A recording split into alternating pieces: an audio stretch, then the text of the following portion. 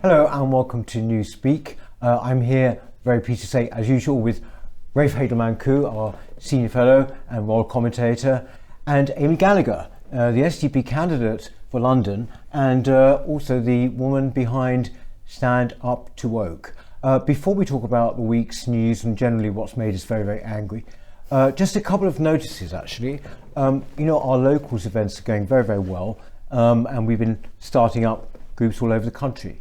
Well, there are two events, one happening imminently, I might add, which I wanted to tell you about. First of all, tomorrow, that's Sunday, tomorrow, that is the 11th of February, we're in Birmingham. There is going to be a social meet-up of the Birmingham group to which you are invited. If you'd like to go along to that, best thing to do is to email, as usual, locals@newcultureforum.org.uk, and they will give you the details of where to go and when. But it is free, all of our events are free, and it is tomorrow. It's a rather short notice, but perhaps if you're in Birmingham, you'd like to go along to that. A little bit along the line, on the 18th of February, which is again a Sunday, and again free, in Norwich, the group there will be hosting a speech by Paul Embury, the writer and commentator. He's going to be talking to them about his book, Despised, Why the Modern Left Loathes the Working Class. It was a bestseller, actually. I think that will be fascinating. That's in our Norwich branch, and that is on Sunday, the 18th of Feb. Again, if you would like to go to that, please get in touch with us. Write to locals@newcultureforum.org.uk. Now, first things first, just as we're recording this yesterday, there was a launch of yet another Conservative group, this one called PopCon, or Popular Conservatives. It seems to be a little bit of a confusion here because it's being headed up by Liz Truss, which wouldn't necessarily bring the word popular to mind straight away.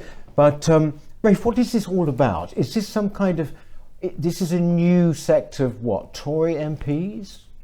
Yeah, if you were to Google the expression, rearranging the decks on the Titanic, I think a picture of Popular Conservatives would probably pop up. I mean, it's an absolutely desperate attempt to try to remain relevant and try to finally, in the last embers of this government, try to appeal to the voters that they've betrayed for a decade.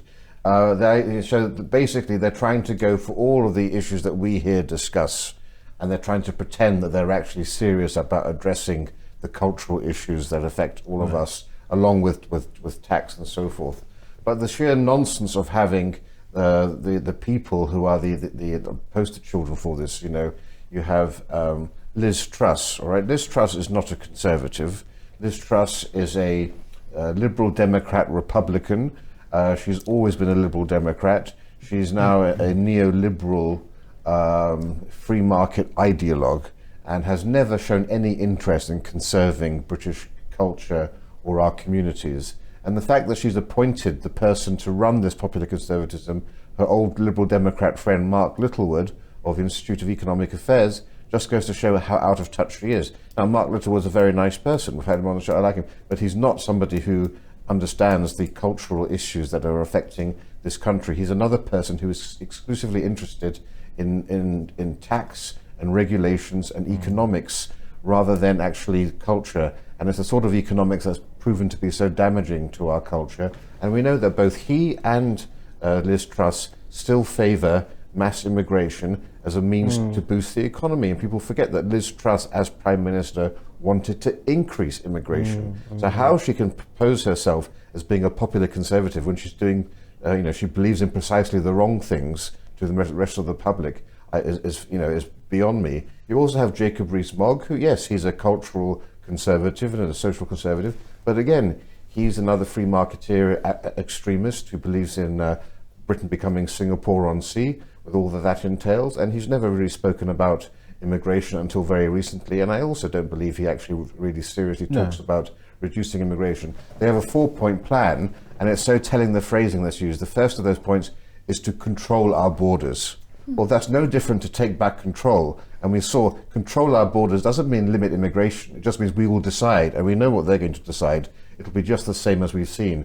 It should be to stop immigration, obviously. And every other one of these policies, I think, is just nonsensical. And people who were touted originally were Kwasi Kwarteng. All of these are the old characters who basically are the old neoliberals who would basically quite happily build a motorway through a pastoral landscape if it made sense, despite the fact they might displace communities. Yes, I think that they had this thing, robust control of our borders, and then also lower tax, no regulation, and then also no to the nanny state. That was another one. But frankly, it's thin gruel, isn't it? I mean, this won't have registered with most people shortly. No, I mean, I saw an interview of Liz Truss and she was being asked about what pop conservatism is, and she said it's taking on left-wing ideology. And you think, well, isn't that what all Conservative governments do? Or meant to. Yeah, meant to. I mean, that's not a new idea, is it? I think the timing of this seems very curious. I mean, in some ways it's far too late. It's coming at a time when they're about to lose a general election and we've had 14 years of a Conservative government. And in other ways it's far too early. You would expect something like this to come up after they'd lost an election, where they might want to rethink about what they are as a party and how they want to brand themselves going forward. It seems very strange that they would do that now. And I think you're right, in terms of if there was to be a populist or popular movement within the Conservative Party, you would think that it would be that the biggest issue would be immigration. That is the popular concern. And we have Liz Truss and Mark Littlewood, who both advocate for free movement and free markets, and even already they seem to be very careful about what they say about immigration. So I don't think this is populist at all, actually. Also, I can't see them being the sort of people who, as you say, who would take on left-wing ideologues. I mean, the Tory party generally doesn't, but they particularly, it's a cultural issue, broadly speaking. They just, they've always just been worried about the bottom line. It's just the bottom line to them. And I think there's something really interesting here, because there's another new group that was formed called the New Conservatives, where you have people like Miriam Cates, who talks about pronatalism, encouraging, more children to be born in this country, tackling the whole gender critical sort of issues. Also, James, I forget his name now, but there's other, South Africa Kruger, Danny Kruger also doing this. Now, they're more closely aligned with our values, although even for them, they think immigration should be at 200,000. But ignoring that side, they're at least willing to try to reduce immigration down to that level, even though it's still too high. Why haven't these chaps allied with the New Conservatives? Because that's actually, they're the most representative of the cultural issues our viewers are concerned about. And I think it's because they don't want to have immigration down to 200,000. I think that's the rate. There's no other reason I can think of why they wouldn't just have joined, unless it's egos, Liz Truss wanting to have her own thing. But I think that's very telling, because there is a body they could have joined if they really were concerned about this stuff. It's a big smokescreen. It's just another way to keep themselves in some sort of power after this election by trying to reform and hoodwink once again the Tory membership. Because remember, the Tory membership need to take the blame here. Liz Truss posed herself as Margaret Thatcher, sitting in a tank, wearing the same outfits, and somehow managed to convince Tory member voters that she was a true Conservative, when everything she's done has been anti-Conservative. And so, much like Boris Johnson convinced people that he was a true Conservative. And I think the Tory membership need to take part of the blame for falling to such superficial visuals and not optics. And I think they think they can do it. I think Liz Truss thinks she can do it once again. Don't you think, as well? I mean, it always struck me when people say, "Oh, she was rejected because of what she said and economic crisis it brought on." I always felt that actually it was also because she was so clearly out of her depth. This was someone who was Prime Minister. Forget she actually was Prime Minister. The poor late Queen, that was the last politician she was going to meet, wasn't it? I mean, but basically she was just rubbish at the...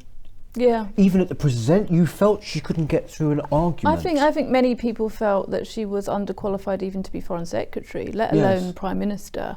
And we've seen this week, Kwasi Kwarteng has said that he will no longer run as an MP going forward, and obviously he was sacked by Liz Truss. So it kind of just shows the sort of, the aftermath of her Prime Ministership. I think it's, I don't think she has any credibility, and I just think, the idea of starting up something like this when we're facing a general election, the whole idea will be to show a degree of unity within the Tory party and have a consensus around what they are for and what they believe in, where actually see they're fragmenting more and more, just shows that they're all in it for themselves. They're not thinking about the broader cause or the broader party. Actually, they're all trying to scramble to have their say, and it's just going to weaken the Tory party going forward in the election. I mean, when you look at it, actually, when you look at this and you sort of think, right, how can you can't assume that they don't care about these things. How can you have a launch of something like this wherein you do not refer at all, even obliquely, to the mass demonstrations we've had over the past couple of months and all the things that they have highlighted? And just this week or last week, this guy, Adesi, throwing acid over people, and then we all find out that he was actually given assignment and all of this, and the shocking things that also highlights. I can guarantee none of this would have occurred to them. No, I mean, Nigel Farage attended this conference, and he's obviously been someone who's backed Liz Truss and seems to want to form some kind of partnership with her in some ways. But even he commented that throughout the conference there was very little reference to immigration. So, they are out of touch. Yes, and they're not socially conservative, No. That's the thing. And they don't really understand, and they still don't grasp, even at this late stage, what the public are interested about. Yes, and you're quite right. I mean, I don't know why Nigel Farage, who is the most charismatic leader since Thatcher, would want to ally himself with such an incompetent nincompoop as Liz Truss, who's probably best placed to be a primary school headmistress, because at least that's an audience that she can talk to at an equal level. But I mean, everything that you see her talk about is just so benign, and it's just so banal and mundane. Do you remember when she first came to prominence at a Tory conference, when she got so animated over cheese?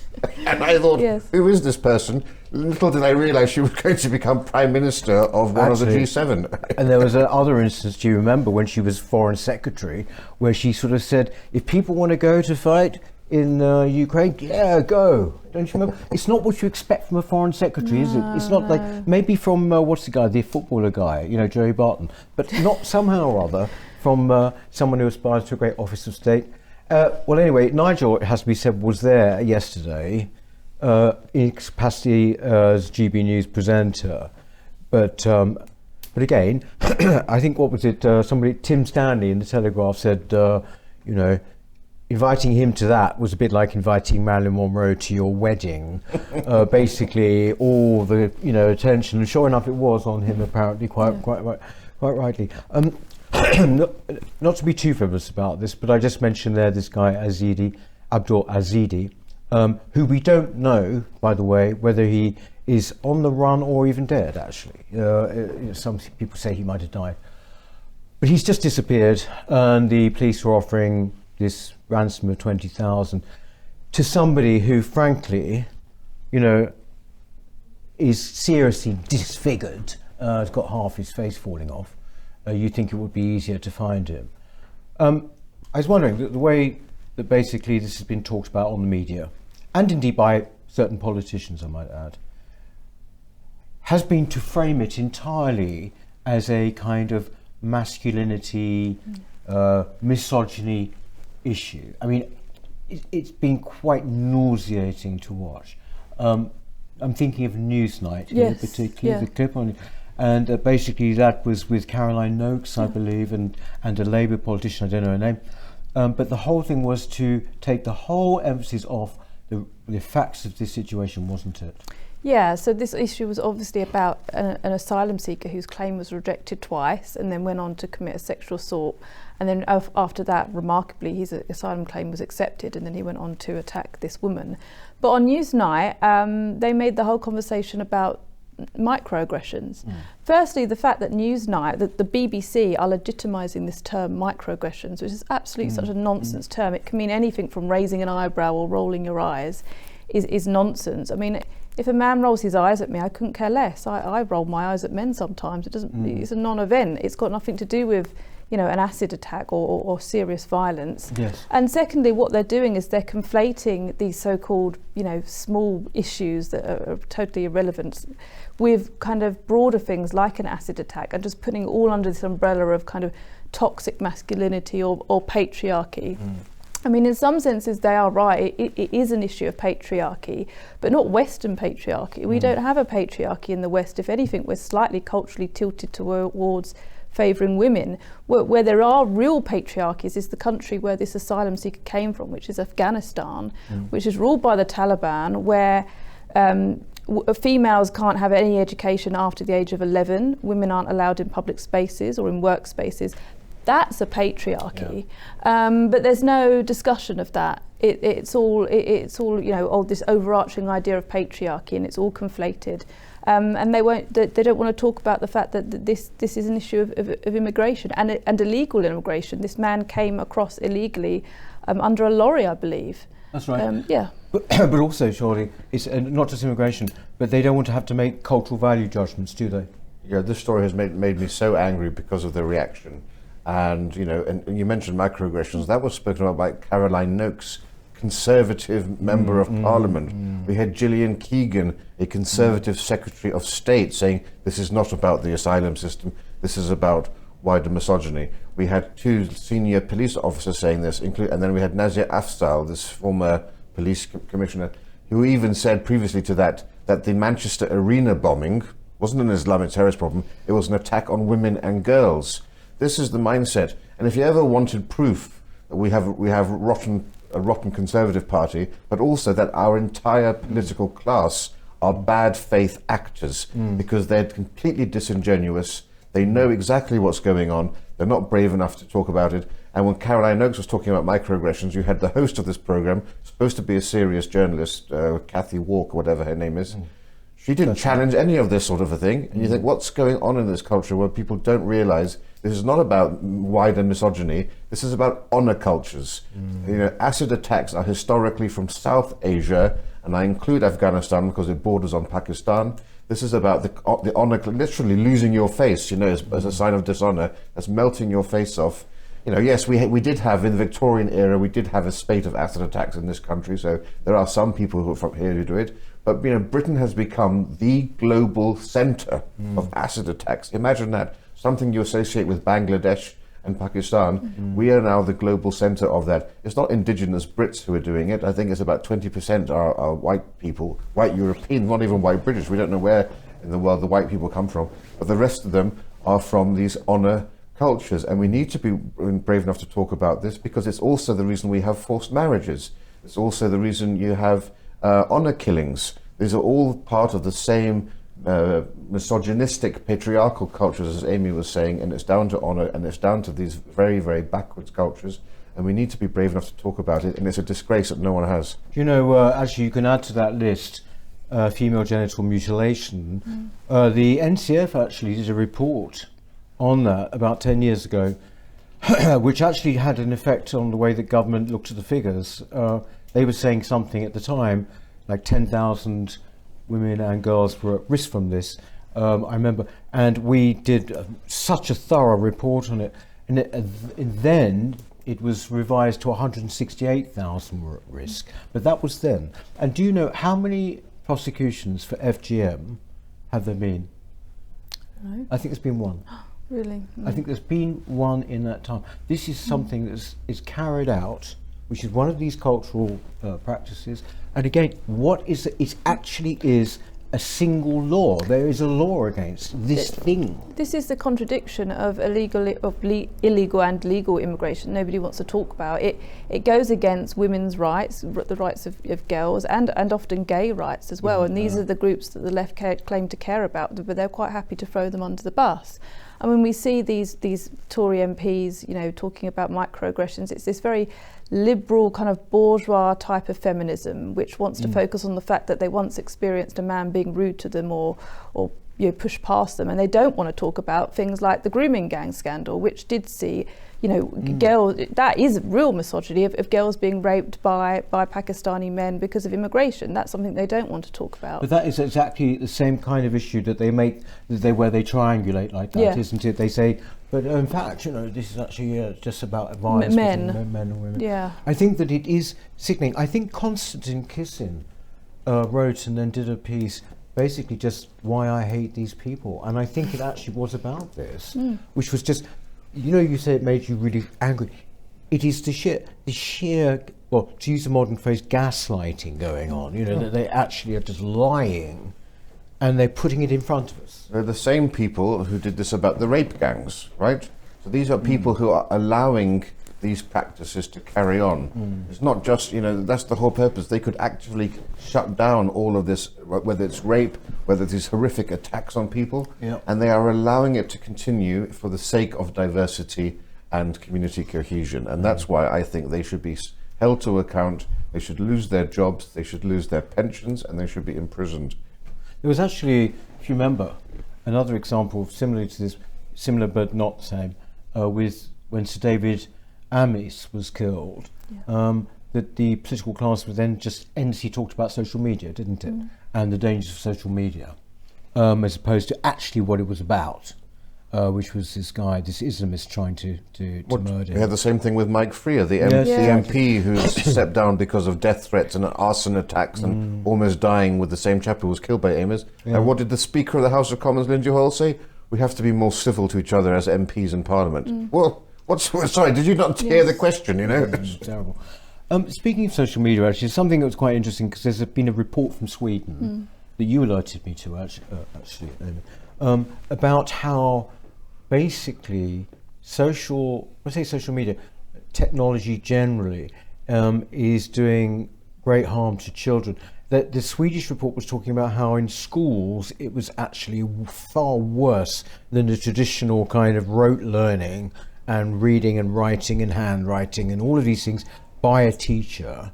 But also alongside this, there have been moves, particularly in the wake of the death of this Brianna Gay, to actually restrict young people from actually going on social media at all. I don't know how, you know, in America, I think, apparently, isn't it right? Yeah. There actually are laws that are going through to actually do this, to restrict kids from actually looking at social media until the age of 16 or something? Yeah, this is one of those issues that we haven't really kind of reckoned with as a country, but we've just allowed these technological advances to happen. And I think because it's an issue that doesn't really fit into the culture wars, and it's not really a left or right issue. No, it's not. Then we don't really take it seriously. Actually, it's very serious. And what is needed is a cross-party, proper, nuanced discussion about how we manage this. We know, as you say, there's evidence showing now that we know that technology in schools affects attention spans. You know, kids get used to kind of clicks and likes and short-term, you know, very short-term kind of attention, and it also has an effect on speech development as well. And then alongside that, we know from Jonathan Haidt that there's been American psychologist, that there's been a sharp increase in suicidality and self-harm in young girls, and that correlates to increased social media use. So this is having a really corrosive effect on our culture. It's also affecting family life. You know, it's causing a lot of arguments in the home, and kids not wanting to, you know, interact with their family, not wanting to sit at the table, wanting to be on their phones all the time. So this is a big, you know, cultural issue that affects all of us, and not just children, adults as well. But you know, Miriam Cates has been speaking about it, and a few other prominent people have been speaking about it. And as you said, China and Sweden are both rolling back on social media and screens in schools because they know it's actually not educationally. China. Yes, China are. They've realised it's not, you know, it's affecting learning. Whereas our schools are very much sort of pro-screen, pro-technology, and actually there's a lot of evidence that it's affecting learning. Also, actually, some of the people who manufacture this stuff and invented it, i.e. the big tech giants, they make sure their kids stay away from screens, don't they? Which tells you everything you need to know. I mean, the first thing is we have to say, look, children need to understand technology to be able to survive in the future. You know, they're far more savvy than we are. So we're not Luddites saying that they shouldn't have, you know, access to computers and so forth. But yeah, it's quite telling. I mean, on the school setting, you know, we've now had your A levels, your GCSEs can now be done. You know, there'll be no more writing; they'll be done on keyboards. When I was at school, you know, it was the actual physical act of writing throughout the year, and then for your exams, rewriting your notes in a condensed format. That's how you actually learn. I suppose this began with the calculators in class, right? It's not the fact that you're always going to have a calculator. It's just what happens to your brain by having to go through those processes that develops those abilities. That's what we're losing. And on the issue of social media, look, social media companies invest billions of pounds to make them as addictive as possible, because the more screen time, the more advertising revenue they get. So everything is designed to actually keep you engaged. That's hard enough as an adult, but when you're a child, it's particularly damaging. When you have self-esteem issues, you're trying to discover yourself, and you put on pictures of yourself on Instagram, and you get a dopamine hit every time there's a like or a comment. And that is an addiction no different to gambling or to drug addiction. And we need to understand how really damaging that is. And Amy's quite right, Jonathan Haidt's looking at the rates of suicide amongst young girls. We've got decades of evidence on this. It used to be that women and gay men were the most likely to have body dysmorphia and so forth, because gay magazines and women's magazines always had the most fit models on their covers. Everything was perfect about them, and that caused this. Now our children are seeing these TikTok videos. No one has a bad picture on their profile, and everyone is seeing these curated images, thinking that's what everyone is every day of the week, and that's causing such harm to people. Plus, we know that bullying has migrated from the playground, where it was only between school hours. Now it's 24 hours a day, 7 days a week. It's available online. It's hugely damaging. I think perhaps, I understand parents want to have their kids on mobile phones because it's safe for them. I think there should be new mobile phones designed that don't have access to social media accounts, and those can be available to children, I would say, under the age of 14 perhaps, rather than 16.